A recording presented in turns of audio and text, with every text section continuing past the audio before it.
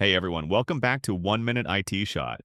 In today's quick guide, I'll show you exactly how to turn on incognito mode on YouTube, step by step.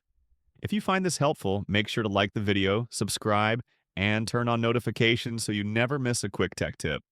Now, let's get started. First, open the YouTube app on your phone. Tap your profile icon in the bottom right corner. That's the button with the letter U or your avatar.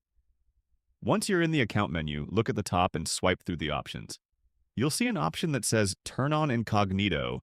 Go ahead and tap on it. And just like that, you're browsing in incognito mode.